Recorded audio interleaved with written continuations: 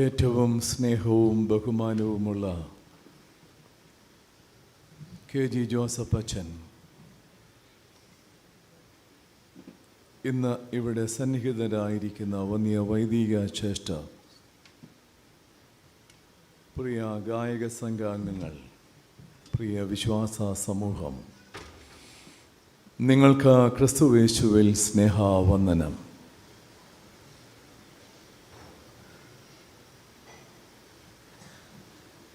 ഇന്ന് നമ്മൾ കടന്നു പോകുന്ന നിമിഷങ്ങൾ വളരെയധികം സ്നേഹത്തിൻ്റെയും സന്തോഷത്തിൻ്റെയും ആനന്ദത്തിൻ്റെയും അതോടൊപ്പം തന്നെ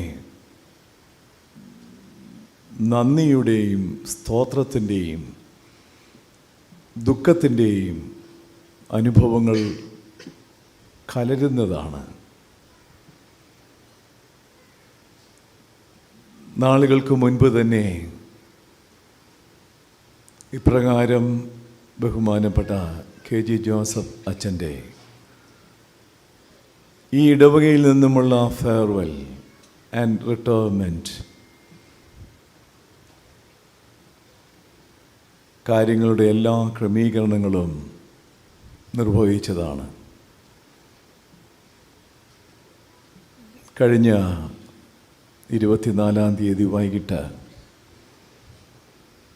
പ്രിയ മാതാവ് ഈ ലോകത്തിൽ നിന്ന് കർത്തൃസന്നിധിയിലേക്ക് മാറ്റപ്പെട്ട നിമിഷങ്ങളാണ്. പ്രിയ പിതാവും പ്രിയ മാതാവും KG ജോസഫ് അച്ഛനെ സംബന്ധിച്ചിടത്തോളം തൻ്റെ ജീവിതത്തിൻ്റെ തുല്യമാണ്. അത്രയധികം സ്നേഹിക്കുകയും കരുതുകയും വാത്സല്യം നൽകുകയും ചെയ്ത ആ അനുഭവങ്ങളെ എനിക്ക് നേരിട്ടറിയാം. അതുകൊണ്ട് ആ പ്രിയ മാതാവിൻ്റെ ലോകത്തിൽ നിന്നുമുള്ള വേർപാട് വളരെ ആഴമേറിയ വേദനകൾ നൽകുന്ന ഒന്ന് തന്നെയാണ്. ബഹുമാനപ്പെട്ട അച്ഛൻ എന്നോട് നമുക്ക് ഈ പ്രോഗ്രാം മാറ്റിവെക്കാൻ പറ്റുമോ എന്ന് ചോദിച്ചു. അപ്പോൾ ഞാൻ അച്ഛനോട് ഇപ്രകാരം പറഞ്ഞു, അച്ഛാ, നമുക്ക് ദൈവസന്നിധിയിൽ നന്ദിയും സ്തുതിയും സ്തോത്രവും അർപ്പിപ്പാനുള്ള നല്ല ഒരു അനുഭവമാണിത്. പ്രിയ മാതാവിൻ്റെ ആ നല്ല ജീവിതത്തിന് ദൈവസന്നിധിയിൽ നന്ദിയും സ്തുതിയും സ്തോത്രവും അർപ്പിക്കുന്ന നിമിഷങ്ങളാക്കി തീർക്കുക.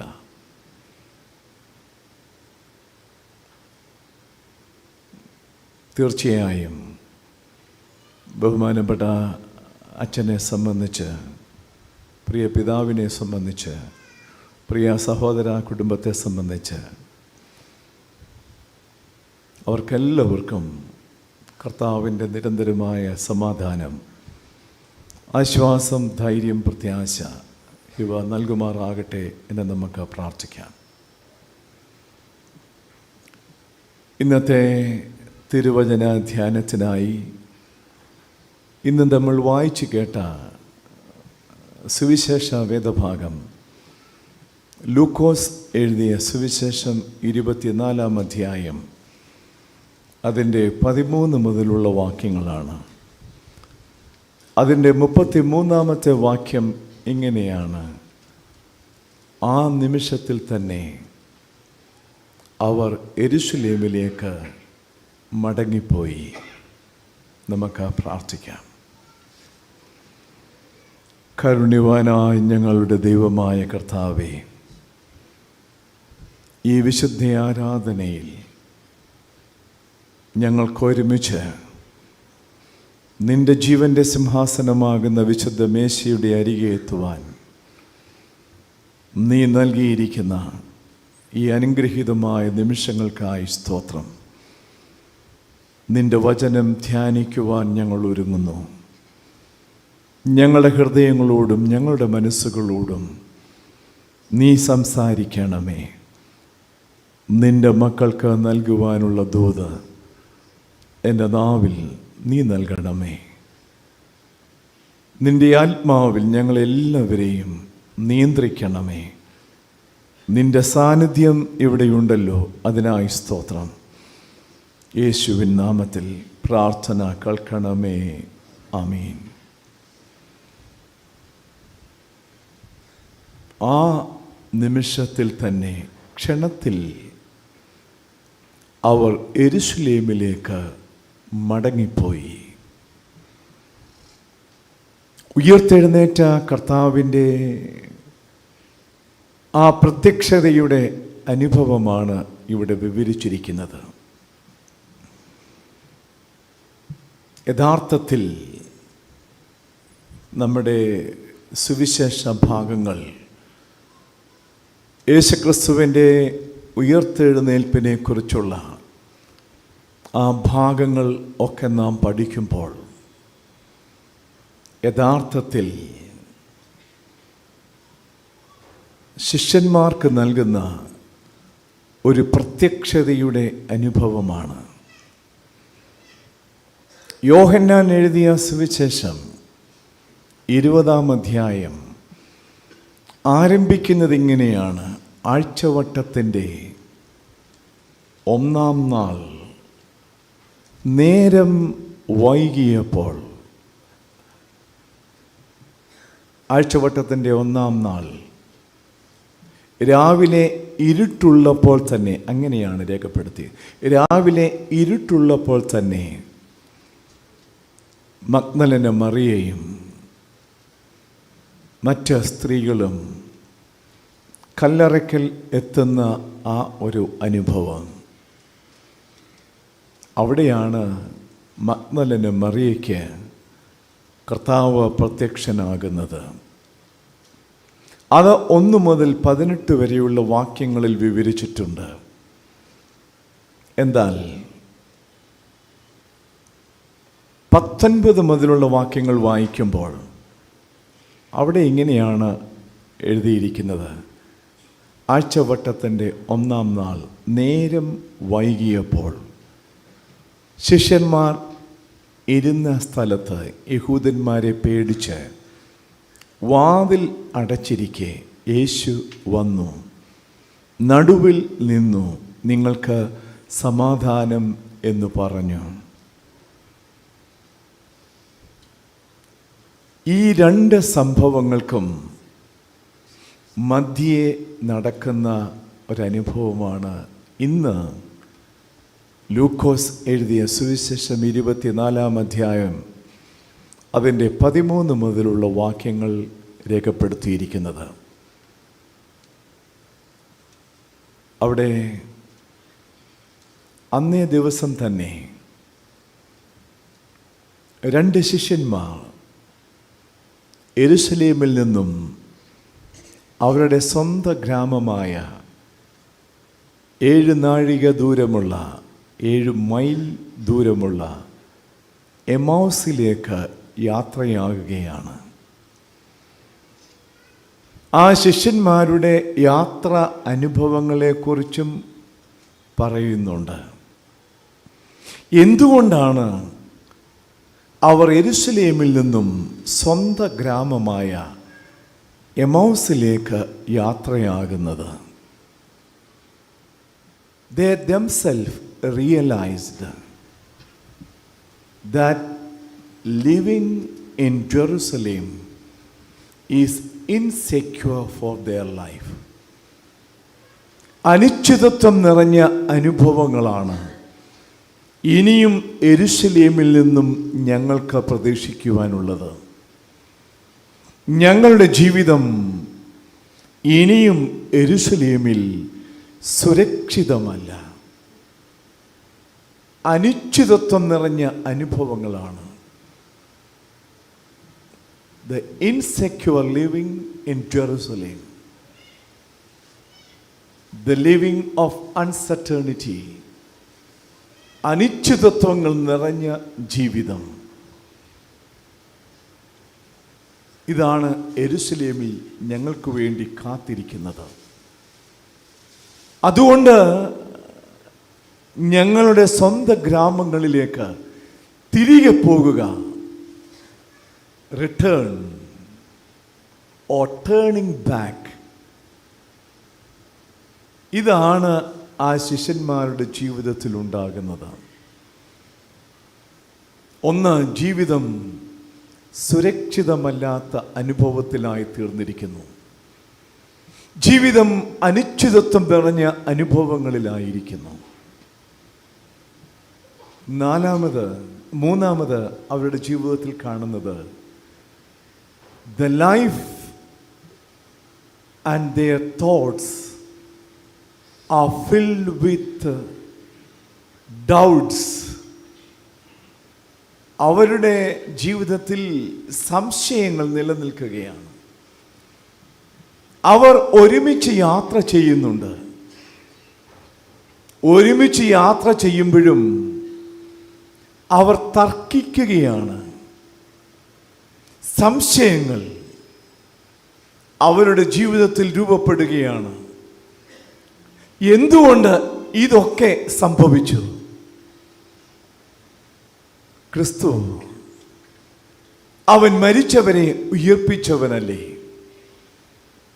5 അപ്പം കൊണ്ട് 5000 പേരെ പോഷിപ്പിച്ചവനല്ലേ? 7 അപ്പം കൊണ്ട് 4000 പേരെ പോഷിപ്പിച്ചവനല്ലേ? കുരുടന്മാർക്ക് കാഴ്ച കൊടുത്തവനല്ലേ? ചെകിടന്മാർക്ക് കേൾവി കൊടുത്തവനല്ലേ? കുഷ്ഠരോഗിയെ സൗഖ്യമാക്കിയവനല്ലേ? എന്തുകൊണ്ട് ആ ക്രൂശും ആ മരണവും ഒഴിവാക്കുവാൻ കഴിഞ്ഞില്ല? ഈ ചിന്തകളൊക്കെ അവരുടെ മനസ്സിൽ ധാരാളമായി ഉയർന്നിരിക്കാം. അതുകൊണ്ട് അവർ ഒരുമിച്ച് നടന്നു പോകുമ്പോൾ തന്നെ അവർ തർക്കിക്കുന്നത് മുഴുവൻ ഈ നടന്ന സംഭവങ്ങളെ കുറിച്ചൊക്കെയാണ്.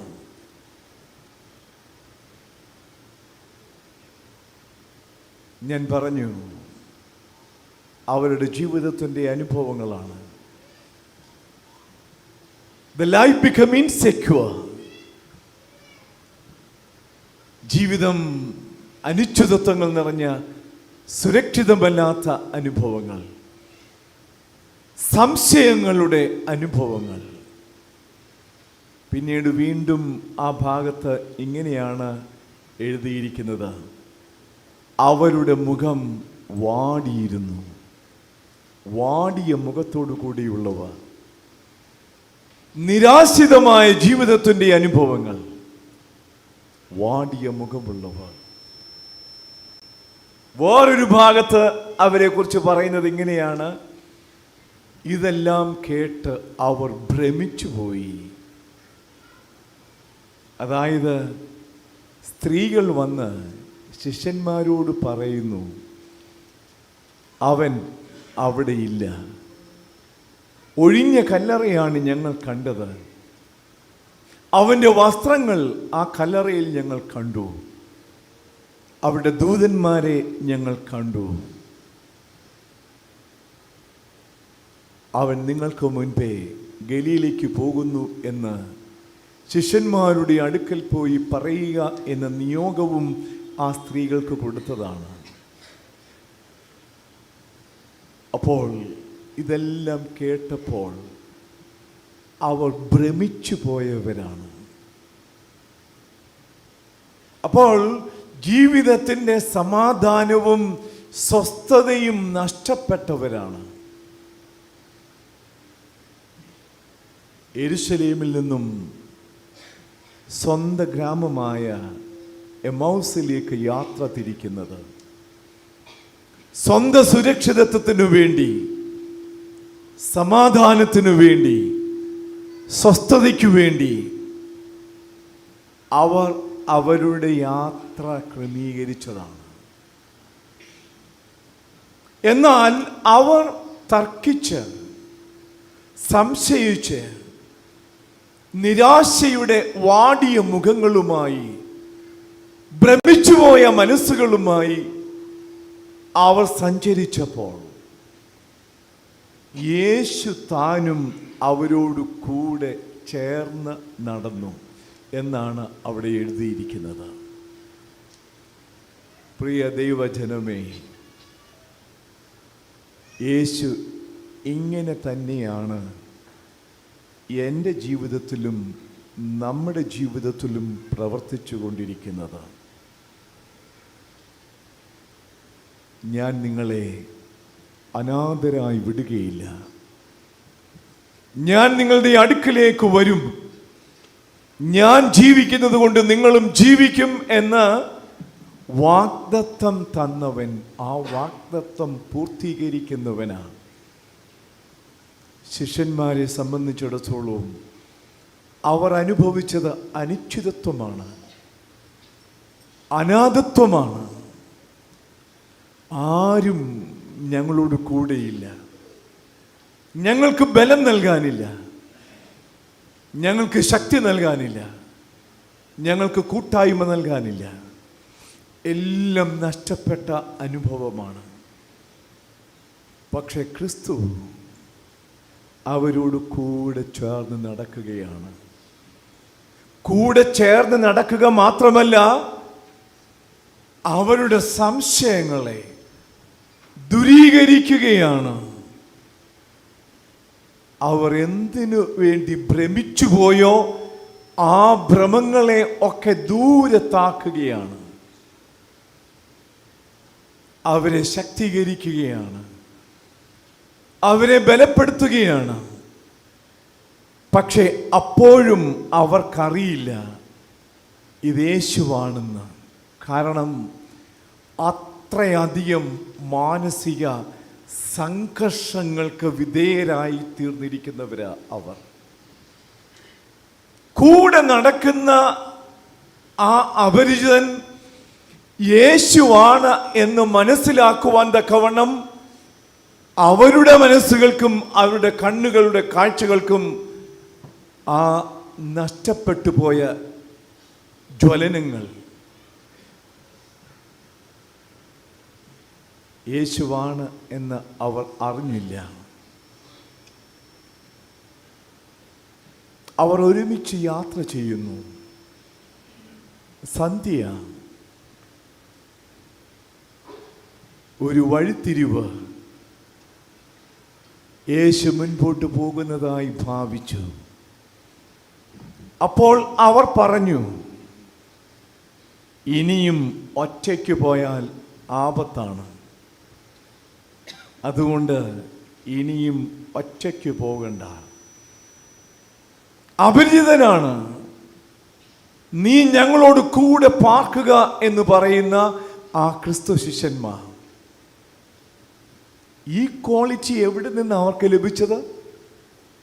ക്രിസ്തുവിനോട് കൂടെ ആയിരുന്നത് കൊണ്ടാണ്. ക്രിസ്തു അവരെ പഠിപ്പിച്ചതും അത് തന്നെയാണ്.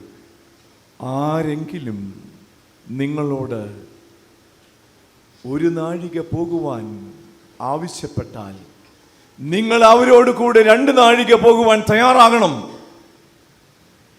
അത് മനസ്സിലാക്കിയത് ആ ശിഷ്യന്മാരാണ്. അതിൻ്റെ അനുഭവം ഉൾക്കൊള്ളുന്നവർ യേശുവിനോട് പറയുക, ഇനിയും മുൻപോട്ട് പോകരുത്. കാരണം ഇനിയും മുൻപോട്ട് പോയാൽ ആപത്താണ്. വന്യമൃഗങ്ങൾ കാണാം, കൊള്ളക്കാർ കാണാം, അക്രമങ്ങളെ നേരിടേണ്ടി വരും. അതുകൊണ്ട് ഇന്ന് ഞങ്ങളോട് കൂടെ പാർക്കുക, ഞങ്ങളുടെ ഭവനങ്ങളിൽ പാർക്കുക. യേശുവാണെന്ന് അറിഞ്ഞിട്ടല്ല, ഒരപരിചിതനായ മനുഷ്യനായിട്ട് തന്നെയാണ് യേശുവിനെ അവരുടെ ഭവനങ്ങളിലേക്ക് സ്വീകരിക്കുന്നത്. ആ സന്ധ്യയെങ്കിൽ അവർ ഒരുമിച്ച് അത്താഴത്തിനിരിക്കുന്നു. അപ്പോൾ അവൻ അപ്പമെടുത്ത് വാഴ്ത്തി നുറുക്കുന്ന ആ അനുഭവം അവർ കണ്ടു. അവരുടെ കണ്ണ് തുറന്നു. യേശുവാണ് എന്ന് മനസ്സിലാക്കി. ഈ ഒരു അനുഭവമാണ് അവരുടെ ജീവിതത്തെ ഏറ്റവും ബലവത്താക്കി തീർത്തത്. അവരുടെ കണ്ണു തുറന്നു. എന്തു കണ്ടുകൊണ്ടാണ് അവരുടെ കണ്ണു തുറന്നത്? അവൻ അപ്പം എടുത്ത് വാഴ്ത്തി നുറുക്കിയത് അവർ കണ്ടു.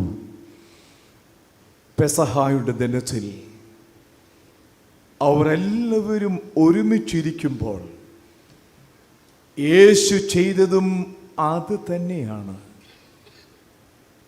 ആദ്യമായി കർത്താവ് ഈ ലോകത്തിൽ വിശുദ്ധ കുർബാന അനുഷ്ഠിച്ച അനുഭവമാണ്. അതാണ് അവർ കണ്ടത്.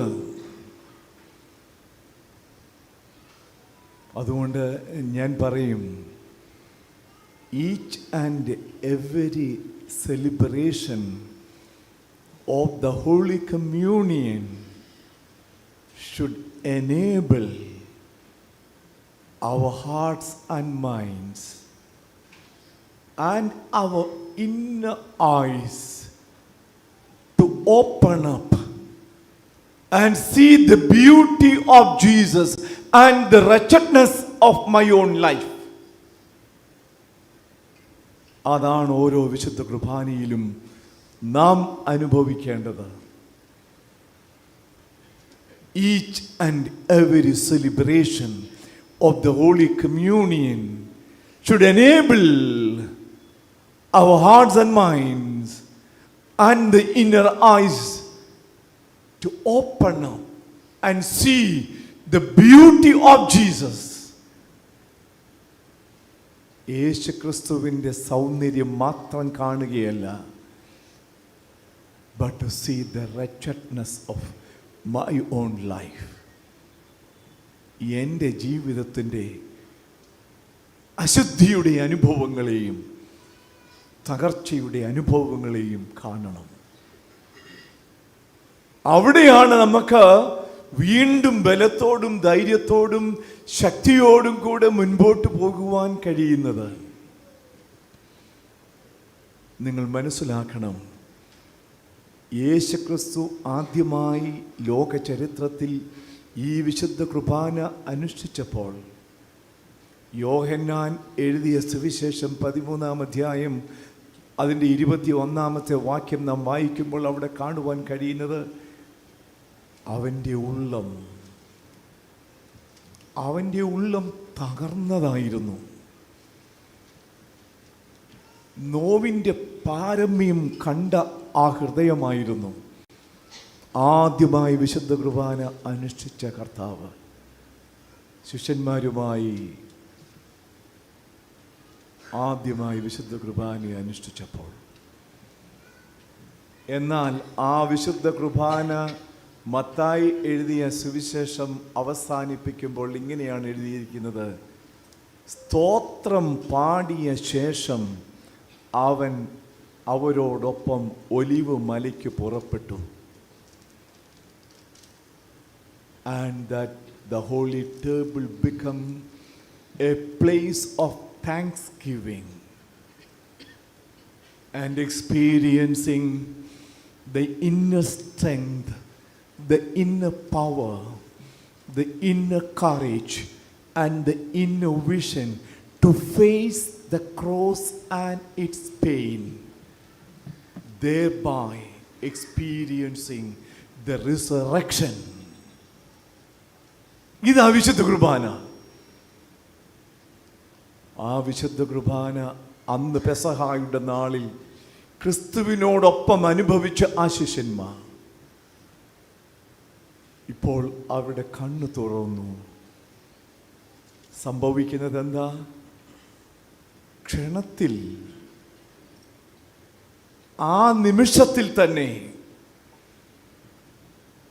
അവർ എമൗസിൽ നിന്നും യെരൂശലേമിലേക്ക് മടങ്ങിപ്പോവുകയാണ്.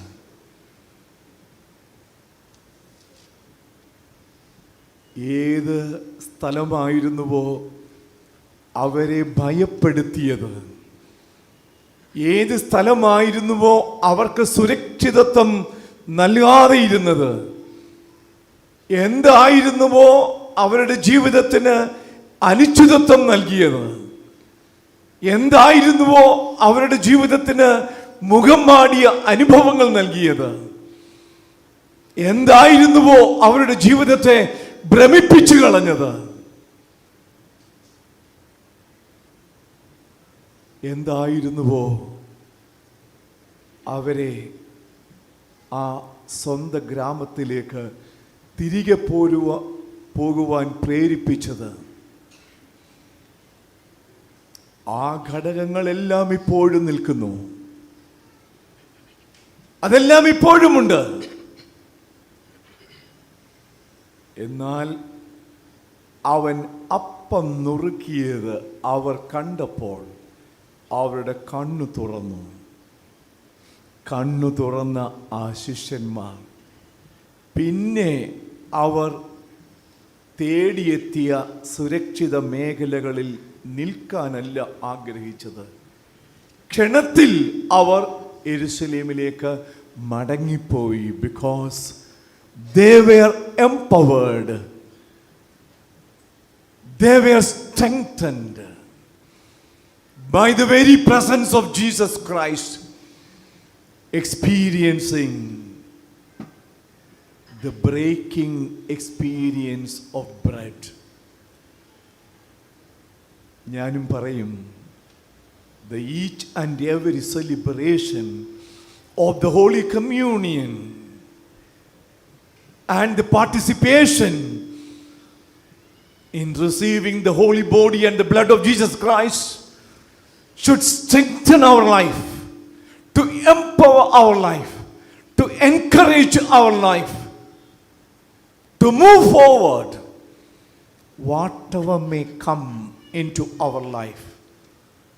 അത് അനിശ്ചിതത്വമാകട്ടെ, സുരക്ഷിതത്വമില്ലാത്ത അനുഭവങ്ങളായിക്കൊള്ളട്ടെ, നിരാശയായിക്കൊള്ളട്ടെ, തകർച്ചയായിക്കൊള്ളട്ടെ, ഫലരഹിതമായ അനുഭവങ്ങളായിക്കൊള്ളട്ടെ, എംപവർ.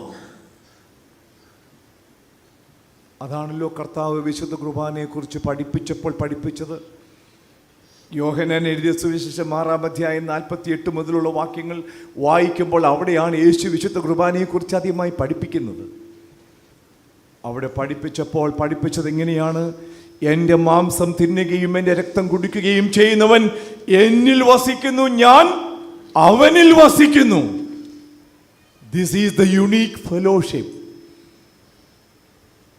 ഞാനും കർത്താവും തമ്മിൽ ഉള്ള ആ ഒരു വലിയ കൂട്ടായ്മയുടെ അനുഭവങ്ങളാണ്.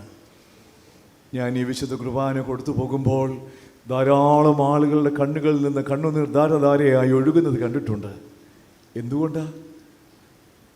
They come with all their problems. അവരുടെ ജീവിതത്തിൻ്റെ അനിശ്ചിതത്വങ്ങൾ, നിരാശകൾ, വേദനകൾ, രോഗങ്ങൾ, നഷ്ടങ്ങൾ, നിരാശകൾ, ഇതെല്ലാം ഷെയർ ചെയ്യുന്ന ഒരു സ്ഥലമാണിത്. Participating in the Holy Communion and empowering and strengthening their life to face the life and all its difficulties. ക്ഷണത്തിൽ അവർ യെരുശലേമിലേക്ക് തിരികെ പോയി. ഇതാ ക്രിസ്തീയ ജീവിതത്തിൻ്റെ അനുഭവം. Experiencing Christ in our life. പ്രിയ ദൈവജനമേ, നമുക്ക് കണ്ണുകളെ അടയ്ക്കാം, നമുക്ക് പ്രാർത്ഥിക്കാം. ദൈവമേ, നിൻ്റെ സന്നിധിയിലേക്ക് ഞങ്ങൾക്ക് ഈ പ്രഭാതത്തിൽ കടന്നു വരുവാൻ നീ സഹായിച്ചതിനായി സ്തോത്രം. ദൈവവചനം നീ ഞങ്ങൾക്ക് നൽകിയതിനായി സ്തോത്രം. ദൈവമേ, ഞങ്ങളുടെ ജീവിതത്തിൻ്റെ അവസ്ഥകളെ കാണുന്നവൻ നീ ആകുന്നു. ഇവിടെ ഇരിക്കുന്ന ഓരോരുത്തരുടെയും മനസ്സുകളെ അറിയുന്നവൻ നീ ആകുന്നു. ഓരോരുത്തരും കടന്നു പോകുന്ന ജീവിതത്തിൻ്റെ അനുഭവങ്ങൾ ആ ശിഷ്യന്മാരെ പോലെ ഇതാ യെരുശലേം, ആ യെരുശലേമിൽ നിന്നും എമ്മൗസിലേക്ക് പോകുന്ന അനുഭവം. ദൈവമേ, അവിടെ നിന്നെ കാണുവാൻ,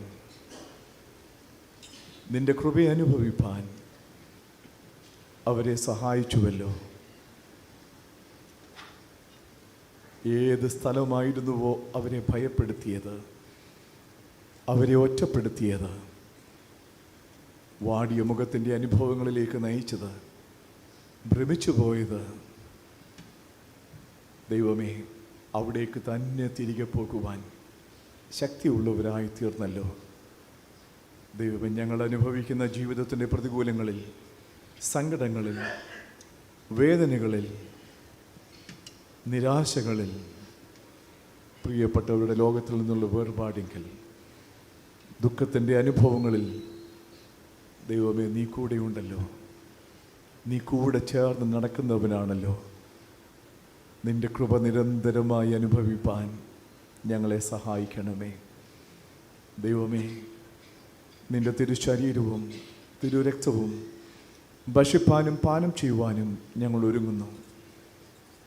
ദൈവമേ, ഞങ്ങളുടെ KG ജോസഫ് അച്ഛൻ്റെ ശുശ്രൂഷ അനുഭവങ്ങളിൽ, ഈ ഇടവകയിൽ അതിൻ്റെ അവസാനം ആകുന്ന നിമിഷങ്ങളാണല്ലോ. ആക്റ്റീവ് പാരിഷൽ ലൈഫിൽ നിന്നുമൊക്കെ സഭയുടെ നിയമപ്രകാരം റിട്ടയർ ചെയ്യുന്ന അനുഭവവുമാണല്ലോ. പ്രിയ മാതാവിൻ്റെ ലോകത്തിൽ നിന്നുമുള്ള വേർപാട് ആ ദുഃഖത്തിൻ്റെയും വേദനകളുടെയും അനുഭവങ്ങൾ നൽകുന്നു. എന്നാൽ നിൻ്റെ സന്നിധിയിൽ നന്ദിയും സ്തുതിയും സ്തോത്രവും അർപ്പിപ്പാൻ നിൻ്റെ മകനെ സഹായിക്കുന്നതിനായും സ്തോത്രം. ദൈവമേ, വിശുദ്ധ കുർബാന കൈക്കൊള്ളുവാൻ ഞങ്ങൾ ഒരുങ്ങുന്നു. കുമ്പസാരത്തിൻ്റെ പ്രാർത്ഥനയ്ക്കായിട്ട് ഞങ്ങൾ ഒരുങ്ങുന്നു. ദൈവമേ, ഞങ്ങളുടെ കുറവുകളെല്ലാം നിൻ്റെ കരങ്ങളിലേക്ക് സമർപ്പിക്കുന്നു. ഞങ്ങളുടെ വീഴ്ചകൾ, താഴ്ചകൾ, കുറവുകൾ, ബലഹീനതകൾ എല്ലാം നീ കാണുന്നു, നീ അറിയുന്നു. നിൻ്റെ കണ്ണിൽ നിന്ന് ഒന്നും മറവായിരിക്കുന്നില്ലല്ലോ. കർത്താവേ, ഞങ്ങളുടെ കുറവുകളെ ഞങ്ങൾ ഏറ്റുപറയുന്നു. നിന്നോട് കൂടെ പുത്തൻ ജീവിതാനുഭവങ്ങളിൽ നിൻ്റെ തിരുശരീരവും തിരുരക്തവും ഭക്ഷിപ്പാനും പാനം ചെയ്യുവാനും എന്നെ സഹായിക്കണം.